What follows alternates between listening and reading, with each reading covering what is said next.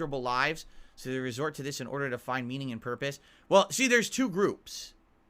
There's two groups. Group number one is the people who create the drama on the internet to make money. Group number two are the people who are too stupid to realize that it's fabricated drama and they buy into it. And then they give those people money. I would argue they're both bad, right? Like the one group, the people who are literally, people used to say, I'm a cult leader, right? How dumb that is. They're the ones. They create a cult of hate. They create these hate groups and drama groups around someone to just continuously crap on them and dump on them because everything they do, here comes the money. So that's the most toxic part of the internet. And then you got the dumb people who follow them and believe their bullshit. So it's just equally bad in my opinion.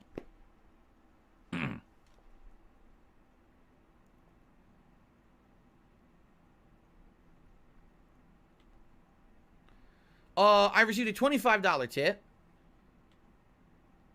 from 1 Minute Man this morning. Thank you very much, 1 Minute Man, for the $25 tip. I appreciate that.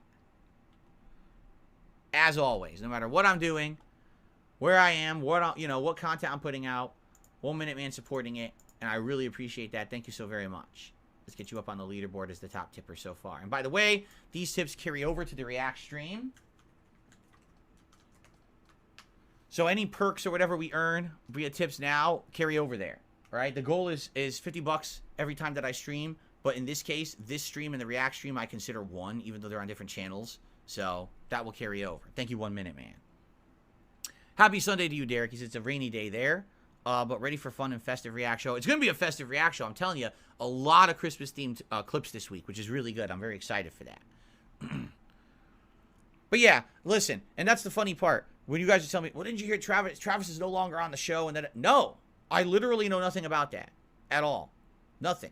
I pay no attention to any of it. I don't care. Like I said, since the moment those guys treated me like dirt the day after my interview and went back on everything they had said up to that point, that they were going to treat me fairly, that there was going to be a second follow-up interview where more of my story was going to be told, that basically they were going to do a decompression show that next day, no hate, but it was just going to be a nice decompression show of them playing video games, and they wanted me on as a future guest. And then once I had that interview, that I was going to be able to be a normal guest on the show, and literally 24 hours after the interview, they go back on all of that. It was all a lie, and they treat me like dirt, right? As soon as that happened, they're dead to me. I don't give a fuck about them ever again. I don't want to talk with them. I don't want to have interaction with them. I'm done. Really. And in truth, what you guys don't even know, I actually did them a solid. I'll say this publicly quickly because no one knows this story.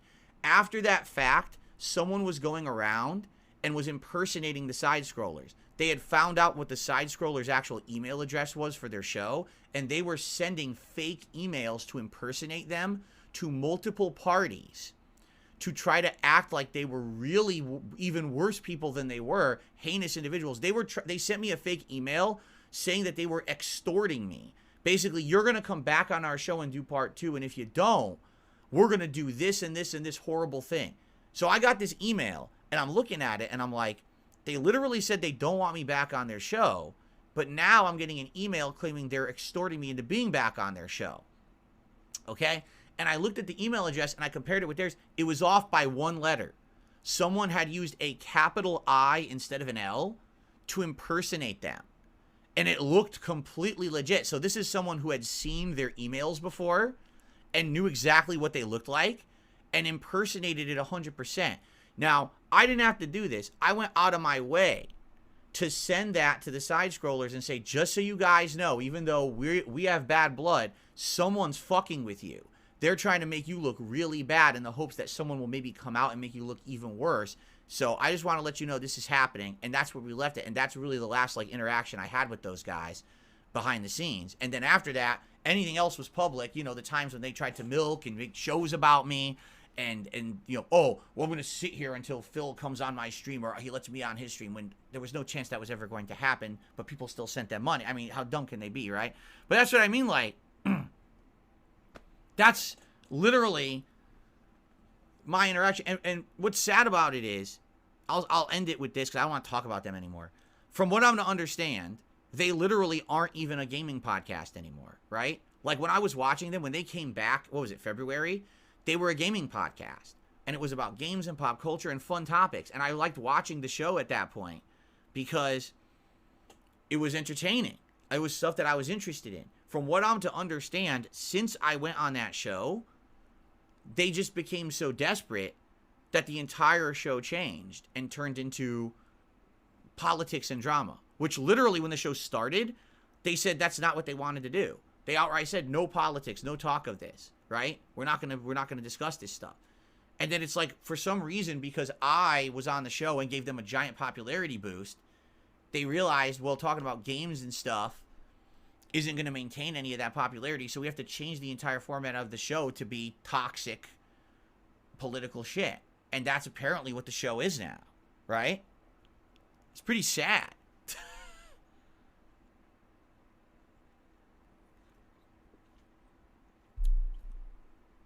Anyway, enough about that bullshit.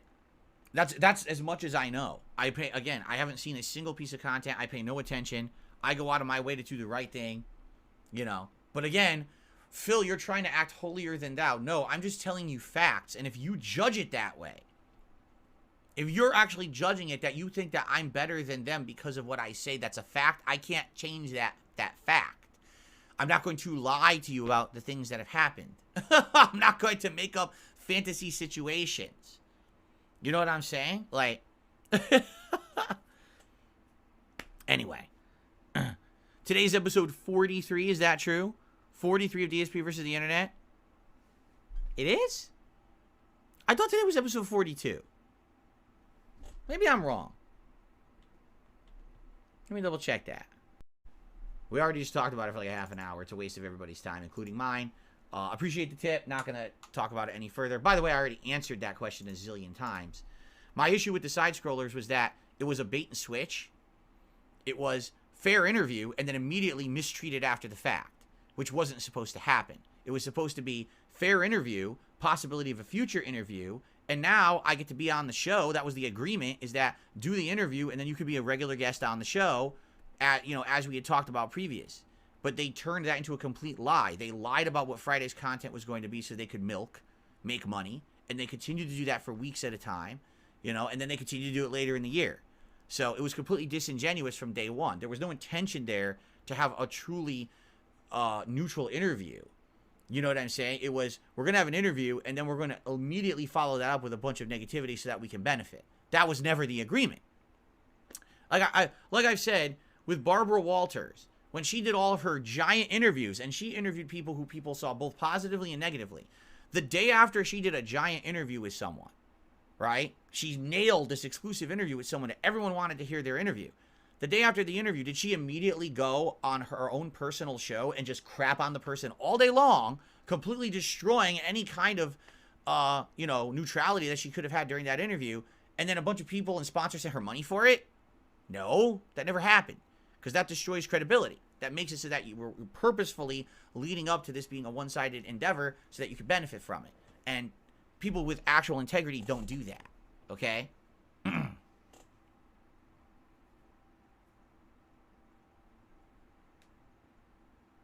And the truth is, I'm sure that Barbara Walters many times did not believe her people she interviewed, or thought that the answers they gave were bad or good. But you leave that to the eye of the public to decide. You don't say, so we were the authorities who did the interview and we officially believe it was all bullshit. You've completely destroyed any kind of credibility or neutrality you had when you do that. You make it so that you had an agenda, you pushed that agenda. I mean, right during the damn interview, let's be honest here, during the interview, Adam Krigler outright said during the interview to Craig, it sounds like you don't believe him and you're trying to get him to confess to something. He outright said it during the interview. You can go watch the interview back. It's true. You know that they during that interview never believed a word I said, which they're not supposed to do. It's supposed to be a completely neutral interview, right? And so they had an agenda the whole time. I think what they were trying to do, they wanted to be the people on the internet where they were going to break the story that Phil's been lying all along, and they were the ones to get him to confess to the truth. That's what they wanted. They didn't get that because that's not what happened. I wasn't lying. There was nothing to confess. I was never going to do that. There was no agreement beforehand to anything that they wanted. Oh, just send us a bunch of documents and evidence now. No, we never talked about that. That's not going to happen. Under any circumstance, that will never happen during the show. You're out of your mind, right? But that's what it is. It was all a bait and switch to begin with. That was their agenda to begin with, And you can figure that out by watching it. Just plainly, they admit it during the interview. It's admitted. So, there you go.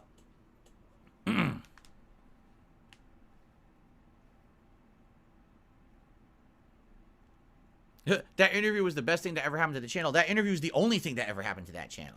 Literally, they tried months after, right? They had Boogie on the show. They had this person, that person. No one cared. Nobody gives a shit. The only reason anyone cared about them is because they got me, because it was an exclusive. No one had ever had an interview with me in years and years like that, right? So that's why. No one gives a shit about them.